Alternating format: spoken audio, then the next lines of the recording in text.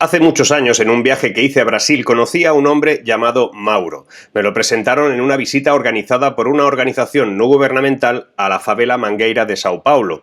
Mauro se dedicaba a impulsar programas de educación en ese lugar tan complicado. La idea era convertir a aquellos jóvenes en hombres de provecho, alejados de la delincuencia y las drogas. La sensación que daba es que estaba muy solo, que nadie le apoyaba, que su tarea era tan grande que no lograría alcanzar nunca su objetivo.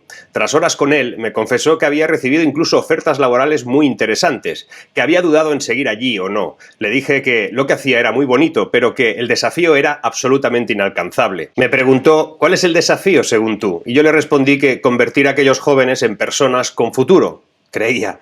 Me contestó que ese no era el objetivo, que quien me había explicado eso no sabía cuál era el verdadero reto. Él me dijo que sabía que no lo iba a lograr, por lo menos no él solo, pero que su tarea era fundamental. Era el primero. Sin un primero no hay nadie que pueda ser el segundo, ni el tercero, ni el siguiente. Sin nadie que empiece algo, no puede haber cambio al final. Quédate hasta el final de este vídeo, que aparte de comunicarte dónde y cuándo son mis próximas conferencias y que muchos me pedís saber, os voy a hablar de cómo el mundo ha empezado a cambiar cosas, de los riesgos que suponen, de la diferencia entre el problema técnico en la que vivimos ahora con las movilizaciones y el problema económico que le va a suceder. Quédate, que lo que hoy voy a contarte también te interesa.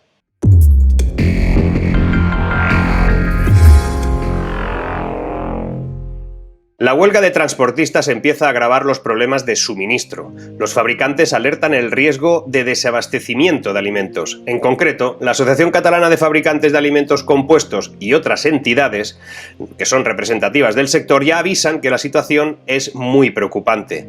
Pero hoy no vamos a entrar en los temas políticos de las protestas. No al principio. Vamos a analizarlo desde un punto de vista técnico, algo de lo que no se habla mucho. Al final, no obstante, veremos qué consecuencias tiene este problema en lo económico y también, por supuesto, en lo político. Independientemente de que el origen del conflicto que está paralizando España provenga del incremento de precios de todo, de que la inflación se esté expandiendo sin control y de que no hay herramientas para evitarlo, la consecuencia tras las protestas es el colapso de la cadena de suministro. Y recordemos que una cadena de suministro es el conjunto de actividades, instalaciones y medios de distribución necesarios para llevar a cabo el proceso de venta de un producto en su totalidad. Desde la búsqueda de materias primas, su posterior transformación y hasta la fabricación, transporte y entrega al consumidor final. Ahora tenemos varias de esas piezas quebradas. Sorprende cómo la administración es incapaz de atender algo tan grave con cierta agilidad. La cadena de suministro es una función estratégica y logística que involucra a todas las operaciones que son indispensables para que una economía siga engrasada. Cada elemento que no funcione bien se deriva en no solo desabastecimiento, sino en un aumento de precios todavía más exponencial. Si se deteriora la oferta, la demanda se pone nerviosa y exige más. Y ya sabemos que a mayor demanda, o una demanda dispuesta a comprar como sea lo que cree necesitar, con una oferta colapsada, hace que los precios suban. En la cadena de suministro se relacionan agentes en distintos niveles de producción. La cadena de suministro comienza con los proveedores de los proveedores y termina con los clientes de los clientes. A veces algo tan simple parece que no todos lo comprendan. O lo que es peor, consideran que la cadena de suministro es capaz de solucionar la fisura en alguna de sus piezas sin que nadie intervenga. Nunca ha sido así, y en esta ocasión lo vamos a descubrir de manera absolutamente dramática. Parar la cadena es simple, arrancarla otra vez no lo es. La cadena de suministro tiene como objetivo principal satisfacer las necesidades del cliente final de la mejor manera posible, y el problema se está enquistando porque nadie contempla que una cadena de suministro no es un objeto uniforme. De hecho, hay 6 tipos distintos de cadena de suministro. La tradicional, una cadena de suministro en la que cada una de las partes actúa de forma autónoma y sin exceso de comunicación entre ellas. La directa, una cadena de suministro sencilla, ya que solo intervienen 3 partes, el proveedor, la empresa y el que vende el producto más el cliente. De esta forma, al ser una cadena ligera, se reducen siempre el número de fallos y se incrementa la eficiencia y la rapidez del suministro. La estratégica, la que consiste en planificar y distribuir la logística de forma óptima en función de la ubicación de cada receptor de mercancía. De este modo se ahorran costes, a pesar de que se puede conllevar un mayor tiempo. La compartida, la que se utiliza cuando las diferentes partes que intervienen en la fabricación de un producto se ponen de acuerdo para realizar ese suministro. Otra puede ser la sincronizada, la que se utilizan cuando se trabaja con grandes volúmenes de demanda, lo que requiere un constante flujo de información entre las diferentes partes. Y también la compleja, la que se puede encontrar en grandes empresas. Las compañías con diferentes líneas de producto y de proveedores requieren una cadena de suministro mucho más compleja para poder llevar a cabo su actividad. Y los problemas que vamos a vivir tienen que ver con que nadie está atendiendo que el problema técnico debe atender a esas diferencias. La cadena de suministro no siempre es la misma. En algunas situaciones se va a requerir de determinadas operaciones de producción, de compra o de distribución, pero a veces se exigirán solo alguno de esos procesos. ¿Quién está atendiendo a eso? ¿Quién está dividiendo las diferentes problemáticas que provocan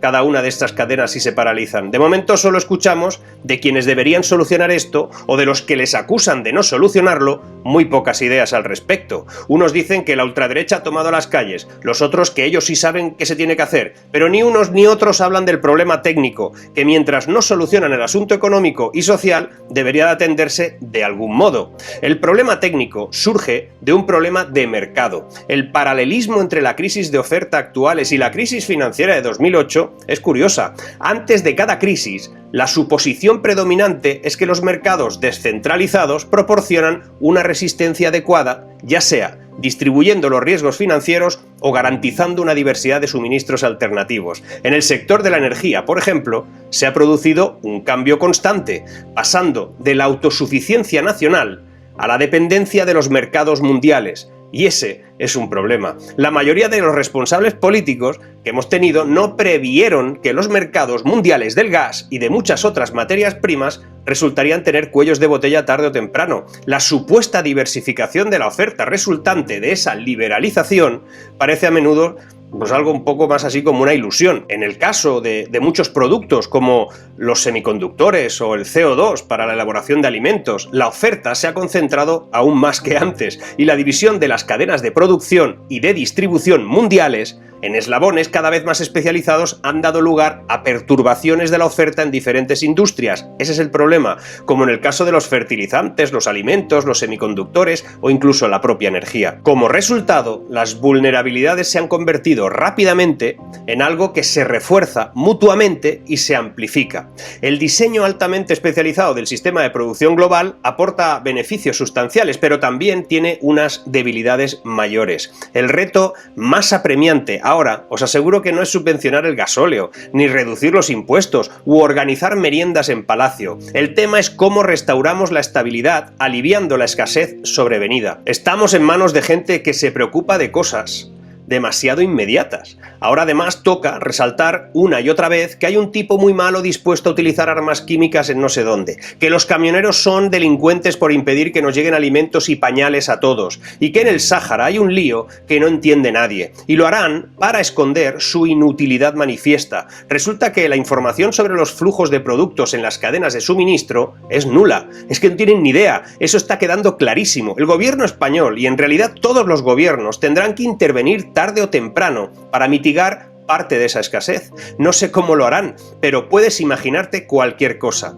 Cuando descubran la complejidad de la cadena de suministro, entonces tomarán medidas tácticas y no estratégicas. Ya verás, vamos a poner un ejemplo por si sus señorías están viendo este vídeo. Aquellas industrias que envasan yogures o postres lácteos que necesitan refrigeración para su envasado, para su almacenaje, han tenido que parar ya porque sus cámaras están saturadas. No es un problema de que no tengan cartonaje o envasado, el problema es anterior, de almacenaje. La cadena funciona como un reloj, no saberlo impide encontrar soluciones técnicas mientras se solucionan las económicas. Y es que el problema económico afecta a los convocantes, a los profesionales que no pueden trabajar a pérdidas, a autónomos que les supone perder dinero el hecho de arrancar el camión, el barco o el taxi, porque el carburante se lleva por delante el margen de beneficio, pero el problema técnico afecta al gran consumo, por lo que se convierte en un problema de Estado. El paro está teniendo un gran impacto en toda la cadena alimentaria, sector primario, industria, transporte y distribución, como te decía antes, algo que provoca graves graves daños económicos. La paralización y el cierre de fábricas pone en peligro ya en España 200.000 puestos de trabajo. Fíjate en qué empresas y cooperativas han tenido que interrumpir sus procesos de fabricación y se han visto obligadas a cerrar o están a punto de cerrar temporalmente sus plantas ante la falta de suministro. Empresas como Calvo, Azucarera, Cuétara, Agrosevilla, Danone, Estrella Galicia, Heineken, Cruzcampo y así hasta un centenar de grandes empresas. Estas empresas pueden soportar un tiempo el cierre. Sus trabajadores no está tan claro que lo puedan soportar, pero sus proveedores seguro que no. De mantenerse el paro, los daños sobre un sector que aporta a la economía española más de 4,5 millones de empleos y el 20% del PIB pueden ser irreparables. Y atento, el problema técnico se traslada a lo económico y de lo económico a la emergencia laboral y política. Pero no es tan sencillo. El primer cortafuegos entre lo técnico y lo económico y lo político es culparte a ti. Pronto te van a trasladar a ti la responsabilidad. Se te va a culpar por consumir mal, se te va a pedir responsabilidad como consumidor. Te va a pasar. Es lo mismo que cuando te piden que no dejes el televisor en stand-by o que te duches menos tiempo porque si no vas a ser el culpable del cambio climático, mientras los que te lo piden son incapaces de taponar durante un mes una fuga de agua que pierde miles de litros por hora por culpa de procesos y protocolos ridículos que te inundan de luces cualquier celebración electoral. Te van a culpar a ti, vivas donde vivas, pero las protestas en el mundo van a ir en aumento ante el incremento de los precios de los combustibles y los alimentos. Se van a suceder, no lo digo yo, lo ha reconocido un reciente informe del Fondo Monetario Internacional al alertar toda la economía mundial va a sufrir los efectos de un crecimiento más lento y una inflación más rápida. Y ojo, mientras que en las sociedades de por aquí la preocupación es que de que no queda la leche de soja sin lactosa 0% en grasa, en otros lugares el problema es el pan. Las consecuencias sociales del salto inflacionario global ya se están empezando a reproducir. Lo dice el FMI. Mira, manifestaciones en Sudán, cuna de la segunda primavera árabe, en rechazo al aumento de los precios del pan, el transporte y la electricidad. En el sur de Irak, miles de personas ya marcharon contra el aumento del pan y el aceite la semana pasada. Es una de las ciudades que se movilizaron durante la rebelión del 2019. Varios países de Medio Oriente y del norte de África dependen directamente del trigo de los países en conflicto actualmente. En el informe del Fondo Monetario Internacional se advierte sobre un crecimiento de inseguridad alimentaria y la posibilidad de nuevos disturbios sociales. En Albania este fin de semana se cumplieron 8 días de protestas contra el gobierno en medio de un aumento imparable de la nafta, la harina y el aceite para cocinar. En Portugal, Italia, Alemania y Grecia también hay protestas de transportistas, aunque no nos lo cuenten. En Estados Unidos, donde la inflación está en el nivel más alto de los últimos 40 años, diferentes conflictos salariales públicos se están reproduciendo en diferentes partes del país. En Hungría, los docentes se concentraron este sábado pasado frente al Parlamento, en el marco de una huelga por tiempo indefinido por mejoras salariales. Y de momento, todos los gobiernos se limitan a anunciar parches que no resuelven ninguna crisis. La deuda de todos ellos limita su capacidad de reacción. No se pueden imprimir más billetes o la inflación no la va a poder controlar ni el Sun Sun Corda. Y suma lo siguiente, el FMI alerta del riesgo de disturbios sociales por otra razón, la robotización. Los últimos datos del sector muestran que el stock de robots en el mundo ha superado ya los 3 millones de unidades. Lo relevante, sin embargo, no es solo eso, sino que el Fondo Monetario Internacional ve en ese proceso una amenaza creciente a los empleos más precarios, en línea con lo que está sucediendo con el teletrabajo, cuya extensión, según el FMI, está perjudicando a los trabajadores con salarios bajos y ensanchando la desigualdad. Es más, el Fondo Monetario Internacional advierte de que si no se controlan las crecientes disparidades entre diferentes niveles de formación, esto puede conducir a agravios duraderos y, en última instancia, también a disturbios sociales, formando un círculo vicioso. Es decir, que el problema en este campo también pasa de técnico a económico. Mientras no se logre equilibrar todo esto, no pararán las protestas que se irán encadenando las unas con las otras. Y, en mi opinión, la receta para evitar el ensanchamiento de las desigualdades es mejorar las habilidades de los trabajadores, sobre todo de los menos cualificados. Diversos estudios ya acreditan que la automatización de los procesos industriales permite a las empresas mantener la producción en las economías desarrolladas, evitando los costes de la deslocalización. o incluso reubicarla en otros lugares sin sacrificar la rentabilidad. Los robots no enferman, no hacen huelgas y no cotizan a los sistemas públicos de protección social. A ello hay que añadir su perfeccionamiento técnico, que los hace cada vez más útiles en los sistemas productivos. De hecho, la gama de robots industriales continúa expandiéndose, desde robots enjaulados tradicionales capaces de manejar todas las cargas útiles de manera rápida y precisa, hasta nuevos robots colaborativos que trabajan de manera segura junto con los humanos, todo eso completamente integrado en los centros de trabajo. Por eso, hablar de robotización no es malo. Es algo que habría que hacer porque para evitar protestas futuras que se encadenen con las actuales va a ser necesario tratarlo. Lo que es malo es hacerlo sin estrategia ni conocimiento. Me preocupa lo poco que saben nuestros dirigentes de todo esto y lo lejos que están del verdadero problema que nos acecha.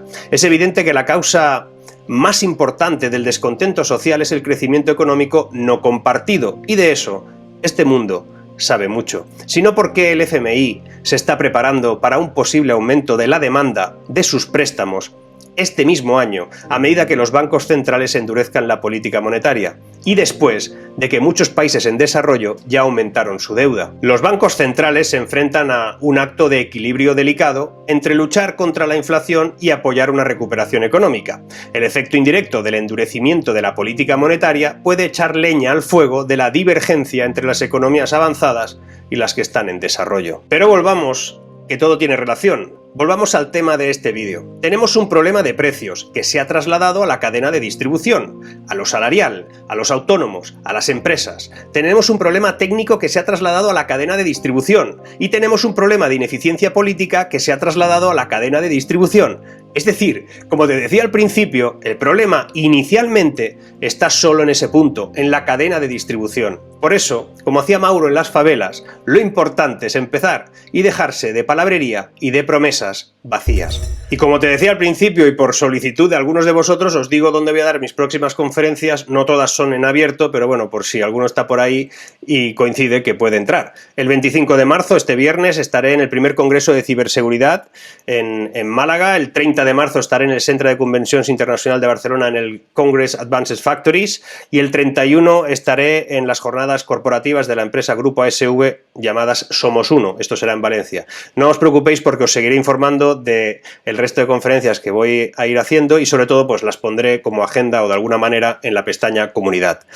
Recuerdo que si te ha gustado este vídeo le das al like, si no estás suscrito te suscribes, que bueno, eso pues ahí va aumentando, y a la campanilla para enterarte del próximo directo que será la semana que viene. Por supuesto comenta, que es de lo que se nutre el conocimiento en este canal. Hasta pronto.